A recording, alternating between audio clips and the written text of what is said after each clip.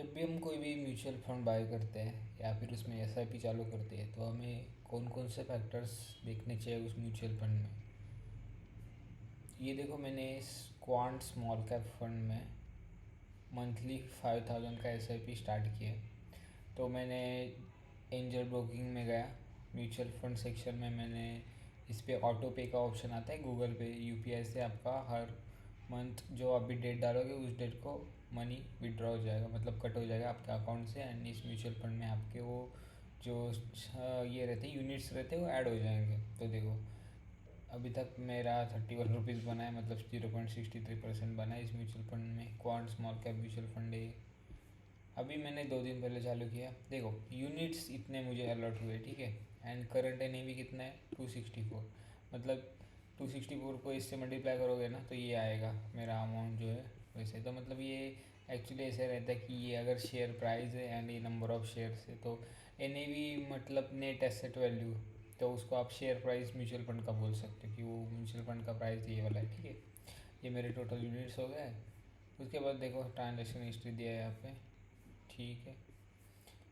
इस mutual fund का है ना, अपन ये देखते हैं, देखो रिटर्न्स वगैरह। तो इस म्यूचुअल फंड में कितना रिटर्न्स बना है, एक महीने में इसने बनाया 8%, ठीक है। 3 महीने में इसने 20% बना है पिछले 3 महीने में। 6 महीने में इसमें 30% बना है। एक साल में इसमें 66% बना है। 3 साल में 33%, 5 साल में 42%। एंड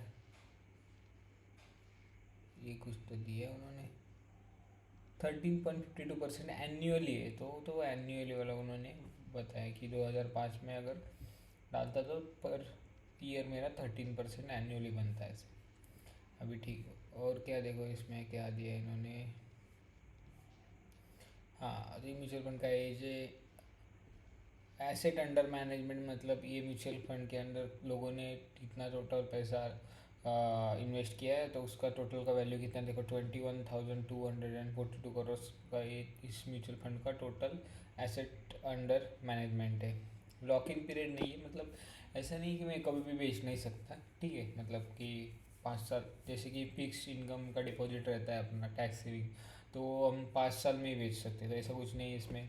एग्जिट लोड 1% है। अभी एग्जिट लोड क्या था, देखो 1% इफ रेडीम और switch within 1 year from the date of allotment. मतलब 1 साल से पहले अगर बेचोगे तो 1% का एग्जिट लोड लगेगा। मतलब 1 लाख का माल बेच रहा हो तो मुझे 1000 का इसमें एग्जिट लोड पे करना पड़ेगा, क्योंकि mutual fund is a long term investment. तो आप कम टाइम पीरियड में विड्रॉ करें तो आपको थोड़ा सा एग्जिट लोड देना पड़ेगा उनको।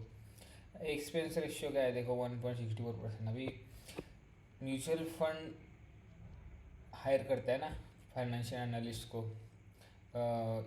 ये सब स्टॉक्स को चूज़ करने में। वो कभी आपका कौन सा स्टॉक्स का लिस्ट रहता है तो वो भी चेंज होते रहता है, तो ये सब चीज़ों के लिए उनको तो पैसा लगता ही है ना म्यूचुअल फंड को ये सब मैनेज करने के लिए। तो आपको per year something something charges आपको लगता है, म्यूचुअल फंड को देना पड़ता है। तो वो कितना है, 1.64%। इसका ज़्यादा है क्योंकि इसका रिटर्न्स भी वैसे ज़्यादा है। इसके बाद देखो, टैक्स इम्प्लीकेशन उन्होंने बोला है कि वो कितना है, विड्रॉल विद इन 1 ईयर किया तो एग्जिट लोड देना पड़ेगा। एंड 50% टैक्स ऑन गेन से वो देना पड़ता है। एंड 1 साल के बाद किया तो 10% टैक्स ऑन गेन रहेगा आपका, ओवर 1 लाख पर फाइनेंशियल ईयर है। So these are the things you should look before investing in a mutual fund.